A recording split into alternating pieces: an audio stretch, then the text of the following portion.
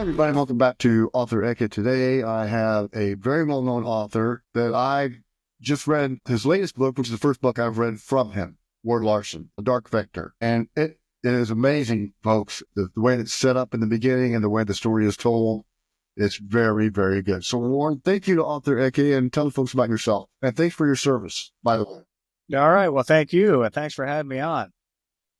Yeah, I was in the Air Force for about 7.5 years, flew A-10s, and after that went out and started flying for the airlines, and that's about when I started writing as well. So I've been writing for a little over 20 years now. Got this is number 17, I think. The number Dark Vector. Hey, Yeah, that's a lot of thinking. That's a lot of words. Imagination.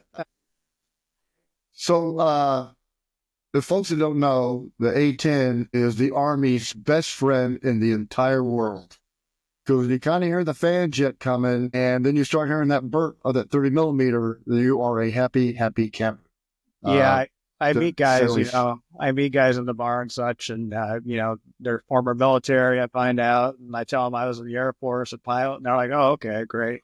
Then I tell them I flew A-10s, and all the Army and Marine guys are like, yeah, oh, we love A-10. There's always a change of mood when that comes out. Oh, yeah. Break up, sailor. So, yeah, excellent. So, what made you write your first book? Is it you have some ideas that kind of popped in your head, and that's what I want to kind of write about? Yeah, well, I always have been a reader. I would never had any formal writing education, but I was always a reader, and I like spy thrillers and that kind of thing. And when I got flying for the airlines, I had a lot of time on my hands in hotel rooms, things like that. And I think I was reading a book one day, and I don't even remember the title or the name of the book or the author, but it just didn't seem all that great. And I kind of tossed it aside, and well, I could do better than that. So I just started tinkering with it, and it took me many years to I just wanted to see if I could write a book. I wasn't trying to make a career out of it or anything. I was just trying to see if I could do it. And then I finally, after 4 or 5 years, actually kind of finished it. And I just happened to be in the right place at the right time when a small publisher was coming into, they were putting it together. And I was the second book they published, Ocean View Publishing.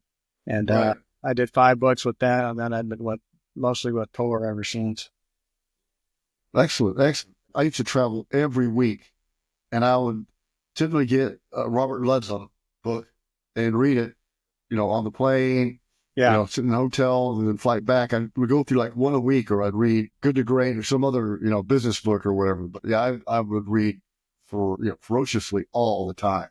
And I never ever thought I'd write a book. Nobody that knows me would ever thought I knew that many words. Yeah. Ludlum was so, one of my favorites too. I love Ludlum and Forsyth, all those old yeah, spy guys. yeah, that one of my, favorite ones. So tell us about Dark. Yeah, well, I've got the series, the David Slaton series, which I was 10 books in, and I've kind of been, talking to my editor, and I've been kind of thinking about maybe making a little bit of a change. I hit that point where authors often hit, where are you going to age your character? Is your character going to advance, or is he just going to stay that same special operator for, 20, 30 years, which is what some people do. So he has been advancing, he's getting a little older. He's not, I'm kind of taking a middle ground, but he's got a family now. He's got a wife and kids. So, his situation in his life is changing. So I thought it'd be interesting to kind of move him into management, which he's not going to like, and that's not going to sit well, but to bring him into management and put a couple new guys, some new characters underneath them. So that's kind of the general idea behind it. And I'm most happy with how it turned out. Actually, so what is, I don't want to give the plot away, but it's very fast paced. It's very detailed. The storyline is very good, and it moves you through the book, through the character, through the plot. And again, the first part of the book really starts you thinking like, what's going on? I mean, so what happened? Basically, Yeah. something the size of a pea went down to nothing. Kind of what happened to it. So So what's your family think, or the folks that you fly with? Like, hey, I'm just bought your latest book, or hey, did you read this or something, or what kind of Yeah, my family, they've always been supportive. A lot of them don't read that kind of book, on their own. My Right. wife has a book club, and they only read books that are on the the Man Booker Awards and things like that. Yes. So they are literary fiction stuff, not so much my stuff. But I do run into people when I fly. I fly for Southwest. It's, we've got over 12,000 pilots. And over the last, 20 years, I've been kind of, I run into people, and I don't push it too hard, but I tell people, what I do. And, some of them go out and buy the book, and the word of mouth has spread. And one thing I've been doing, I just get extra books laying around for this reason or that. I'll just go take them and put them in the pilot lounges. So, yeah, when I go to work now, I get a lot of people. Oh yeah, I got your latest book right here. It'll show me his Kindle or whatever. And so yeah, that's cool. Yeah, so word has gotten out. Yeah, and plus, my type of writing, the military thrillers, that kind of appeals to that audience, of those kind of guys and girls that are flying airplanes. They tend to be attuned to that kind of story. Heck, I put bookmarks in every seat. Get in the clinic for $10 or something. Hey, you put these in all the seats, So have you written anything other than thriller, suspense, military type espionage books? Or yeah, have you ever thought about it? I've written a couple. I did a couple standalones. One was about 6 years ago called Cutting Edge, and it was almost sort of a sci-fi. It was a very near sci-fi, but really doing stuff that is out there and available today. And then I wrote Deep Fake, which is a political thriller, and that came out about 3 years ago. So I've done a couple other things, and my publisher has been good about letting me do things like that, about going off. And, exactly. So who's your publisher? Thor Forge. Okay. Excellent. One of the Macmillan imprints. Yeah. Okay. Excellent. So you're sitting in the hotel room. So are your characters, are they real people? Are they amalgamation of people that you know? Or are they just like fictitious type folks? They're fictitious, although, of course, you're going to draw bits and pieces of people that you've met in real life that kind of stand out in your mind. You can't get away from that. And that's good. The people, they have certain traits that stick in your mind. And so they find their way into books. But they're never designed after a particular person. No. What book is this in the series? This is really number 11 in the David Slaton series. And how many do you perceive as industry, or do you even know right now? How many going forward? Yeah, I don't know. As long as people are enjoying them, I'll keep writing. And I have another one in the works. It probably won't come out till the end of next year. So it's still rolling along. Yeah, people. So how many do you write a year? One book a year? Or? Usually one. Occasionally I'll do two. This year I may have to do almost three. I've got a couple other projects I can't talk about yet, but I'm very busy right now. I'm finishing the edits on military thriller suspense. So it's the second edition. I pulled the rights back, and then I decided to redo it and put it back out in March. Okay. Sometime. And then I'm reading. My dad was an avid reader of World War II, and he passed away 20 years ago. And I have most of his books, and I'm cleaning out how we're moving. We're getting ready to move here in a few months. So I'm packing all my books up, and I find this book. It's an orange book. And 1942, it's about espionage, German espionage, sabotage in the United States, 1917 to 1942. And I'm reading this thing, and I'm like, man, there are a lot of books in here.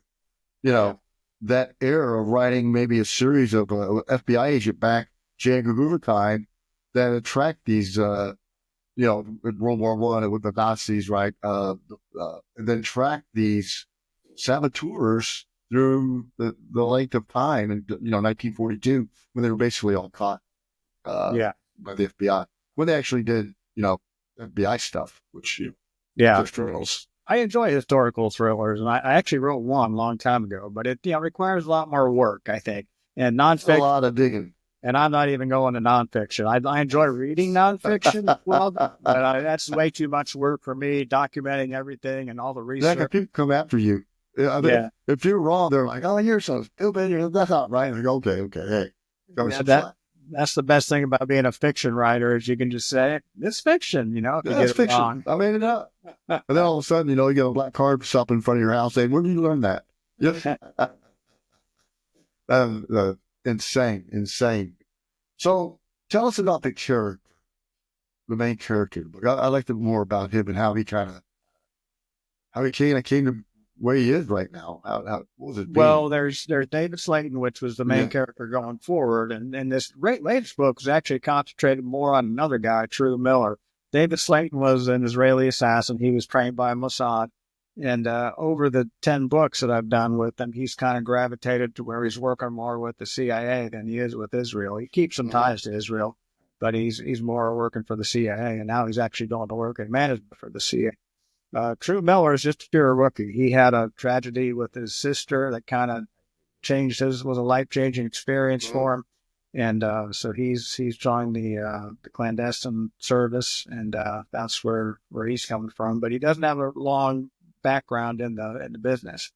But I kind of thought it would be a neat, because David Slaton is the perfect assassin. That was the name of the first book, and he's just totally That's focused. his job. Yeah, totally focused. He doesn't make mistakes. He's very precise. And whereas this new guy that he's under him now, True Miller, who's now become his go-to guy, is just bumbling around and not bumbling, but he makes some serious mistakes, and he leaves the trail where he goes with some disasters, and it's a whole different thing. It's not what he was and not what he's used to. So he's got. Well, I think it makes a perfect inroads into future books and how he matures as an assassin or his craft. He, does things maybe unorthodoxly or different, but he's effective. That's right. And that's the end game, is to be effective, to get the job done. And as we know, having been in the military, it's not always exactly by the book, but you get the mission done, and that's job one. Exactly. Yeah. Do it with the least amount of hurt on your part and the maximum hurt on the other part. There you go. On the receiving end of the hurt. Yeah, that's very, very true. Very true. So, how did you get interested in flying? I mean, you're like a kid. I love airplanes, by the way. So I've seen the Blue Wing. I saw the Thunderbird. We were flying F-100. Super. That's how. So I've always loved airplanes. My dad was in the Air Force.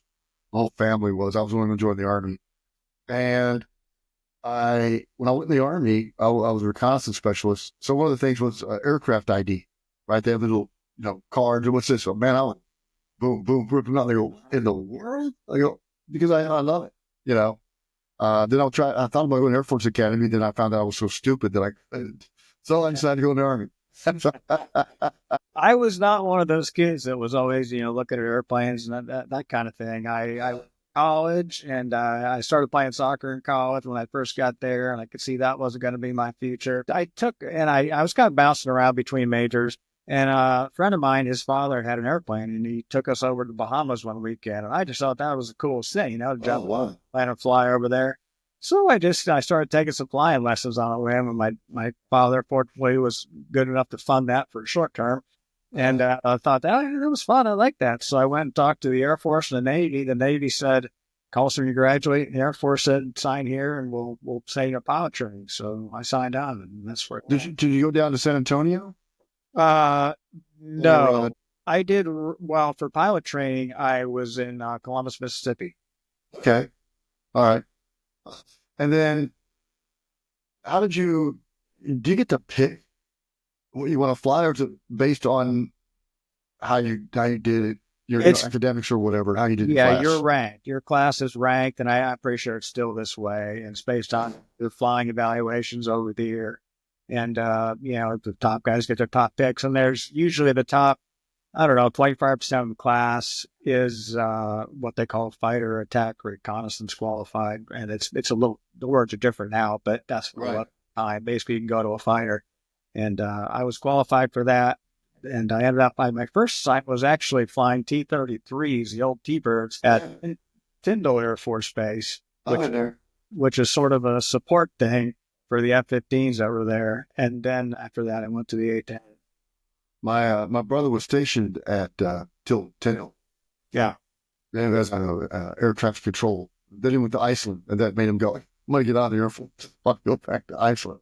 Yeah, the T5, right? They're really the offshoot of the T5, the F5, I guess. Yeah. Tiger Shark. Yeah, that was awesome. So then you said, okay, I want to fly the A-10, and then. Yeah. Yeah, that was, Arizona. Was that where the A-10s were yeah, stationed? the basic training for the A-10 is in Arizona. Your first flight, you're on your own. There's no two-seaters. Really? Yeah, yeah, they don't make two-seaters. So it's not a hard airplane just to take off and land. And you get Right. simulated time before you go in. So it's not unreasonable. Yeah, spent about 4 months out there, and it's really easy to navigate out in Arizona because you're just kind of navigating with maps and looking Uh, outside. This was back right. in the day where, before we had a lot of real heavy duty GPS and that kind of thing. So you learn to navigate just with maps and looking outside. And it's easy to do out there because you can see for 100 miles and there's mountains and you can always Yeah. reference.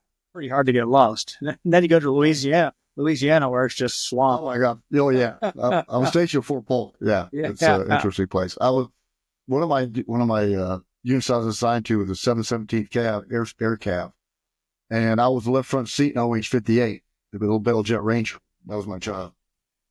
And some of these guys were high school to flight school, so 18-year-old, early 19-year-old flying, these helicopters and everything. I remember one time we were doing some NOE and we were out somewhere. We were like, where are we? So what we did, we found the nearest town and circled the water tower. Just we get the name of the water tower where we are on the map. Go back to Fort Hood. But and then I love flying with the warrant officers. Though in the Army, the warrant officers are they're the cream of the crop when it comes to flying aviator. Then you get some of these majors and stuff, and they're asking you how they're flying. I'm like, you're doing all right. I mean, how do you think you're doing? Right. That's pretty fun. When do you write? I mean, do you have like a special time, or what's your environment that you like to write in? No, well, I when I'm at home, I have an office. I write there. When I'm on the road, it's just a hotel room where I'm on my own. I just grab time wherever I can do it, whenever I'm not doing something else. I don't have any particular schedule I keep to. But I write, yeah, more or less about 4, 5, 6 hours most days, somewhere in there. Oh, all right. Yeah. Is it notepad or do you pack? Just on Microsoft Word on the laptop. Okay. That's my. I know people that still write with like. Oh yeah, yeah. There's. I would look at my writing and go, well, that just wasted 5 hours. I can't read it. Problem with that is I can't read my own writing. So I can't either. I can't, not at all. Terrible. I mean, you write in cursive, you get to somebody, they're like, what is that, a foreign language? Or you young kids, they don't even know how to read it. Uh-huh. Better do that one. So, how do you prep for a book launch? I know you've got an editor or a publisher, but a lot of it's still on the author. Yes, very much so. Yeah. I have a publicist. He kind of started out as my web guy. I think you may know him, James Apt at Best Thriller Books. He's been kind of my publicist for a while. So he and I have an arrangement, and he does a lot of posts for me and the build up. It's about a 4-month process when you start, doing things. It's not something you do just a week before. So it's a program we've been doing on and off for about 10 years now, 12 years. So yeah, it's getting the word out. It helps with the word of mouth and social media. So yeah, that's the main place you do it these days. Back in the day, you do book signings, but those have kind of become a thing of the past. There's fewer bookstores now where you can even do book signings. Yeah. I go to conferences, and I know you do as well. Yeah. Maybe some folks that, you know them online, not really ever met them in person. And, well, just like you're online, pretty cool. I mean, the writing community is very symbiotic. Everybody is willing to help. I mean, I'll send a manuscript to somebody or I'll send a book to somebody. They'll read it. They'll provide feedback or via me, right? And I think that's very cool. When I first started writing, I was like, I'm not going to share this story with anybody because I'm afraid they'll take it. Yeah. It's the dumbest move you could ever make as a writer. You've got to share, get the feedback and then, enhance it, make it better or whatever based on folks. I tell get as many people to read the ARC copies or the PDF or whatever you want to send somebody and start getting feedback to build a better product. Yeah, it is a very open community, both the writers and, a lot of the conventions, you see editors and publicists and people like that. Just the whole industry is there. And when you go year after year, you start really getting to know people and it opens doors and, it's networking and it works. That's the way to go. Yeah, I've interviewed probably 100 authors on the podcast. And, some of the folks have sold one book maybe, or I haven't put a book out yet. And then some have sold, quite a few you and, Jack Carr and Steve and Eric and a bunch of other folks, right? So it's good to get out there and get that information or learn things from them. The reason I started the podcast is I didn't know anything about writing a book or anything. So I said, interview people that have done it and use what they've learned and then help other people if they want to be able to do this. There you go. And to me, it's been great. There's not a lot of work in it, but you meet a lot of cool folks. And I get a lot of good books to read too, so I don't have to pay for them. A lot of free books, yeah. A lot of free books. I got boxes of free books. That's pretty good. They just built the Barnes & Noble over close to where I live, which I think that brick and mortar's coming back. I don't know. They're putting this in stores. And I did a signing in Tampa on Veterans Day, day after Veterans Day, or Veterans Day was, I think it was, at the Barnes & Noble down on West Shore. So that was kind of cool. I like that. So what do you like the most about being an author? Well, I kind of like the schedule where I can work whenever I want and, how I want, where I want. I'm no commuting. The commute's That's nice. Just turn right into my office. And I like you said, you meet a lot of cool people. You get around in the author community and you meet a lot of really interesting, diverse people. It's kind of cool. Right. So what advice would you give somebody that, I have an idea, do I write it? Or what kind of advice would you give somebody? I mean, you've got some very good experiences, some very good books out. Yeah, well, it takes a lot of persistence. I mean, and you have to think about why you're doing it. If you're doing it because you got a mortgage payment due next month, that's not a good reason to do it. You'll pull a second mortgage out if that's. It has to be something that's really in your heart to do, and you have to be persistent at it and realizing that it may never pay off. But if you really work at it and make it as good as you possibly can, that's one thing I would say. If you are going to submit something to an editor you meet or whoever, make sure it's as good as it could possibly be. Yeah. I wouldn't go to the bank and say, hey, I need a heal because I want to write a book. Yeah. That would not be very good at all.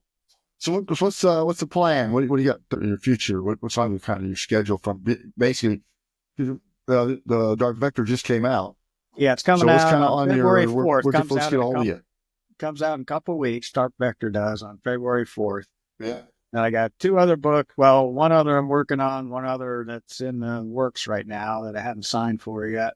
And I can't talk about either of those just yet, but it's coming soon. Then I've got a next David Slaton, True Miller book is going to be coming out late next year. So I've got that to work on. So my plate's pretty full right now. Oh, Liam. Oh, I would assume, are you a captain or first officer? Captain. You're a captain. So you let the other guy fly while you write? Something like that, yeah. I mean, he's got to land anyways, right? He's got to land and take off. He's got to get the hours. I mean, you got to have so many, right? Right. You start put him in the jump seat. Yeah, there you go. Yeah. Again, folks coming out February the 4th. Yes. You'll pre-order now. You should pre-order it. It's a very, very good book. It'll entertain you, which that's what all we want from the authors is to entertain you and take you away from what you want to get away from. And let your mind kind of go and kind of envision yourself as this character, right? And be these places that you may not ever be able to go to. That's the goal. Just kind of, and just really immerse yourself. And this book allows you to immerse yourself in it. And then you want to go, okay, now I really need to know the backstory behind these characters. And then you got to go buy the first. That's the key, right? Yeah. That is the key. Because you have to read them. Can you read them secretly? You have to asecretly. How do you have to read the books? They do not have to be in sequence. No, you can read them in order. It makes a little more sense here and there, but I usually fill in a backstory where it all makes sense even without that. So you can start anywhere. That's tough too. Have enough backstory in the book, not to have to rewrite the backstory every time you write the character. That's pretty tough. Well, Ward, it's been a pleasure talking to you today, and it was great meeting you in Nashville. Yeah, and I'm getting you on author. And again, that's folks. It's a really good book, and I read a lot. As a matter of fact, I even took it to Austin with me and did a book and a beer which you guys can catch on my channel. The beer was good, and the book was even better. So it was a good time. It was good talking to you, Travis. Thanks for having me. Thank you. Have a nice day. You too. Yep.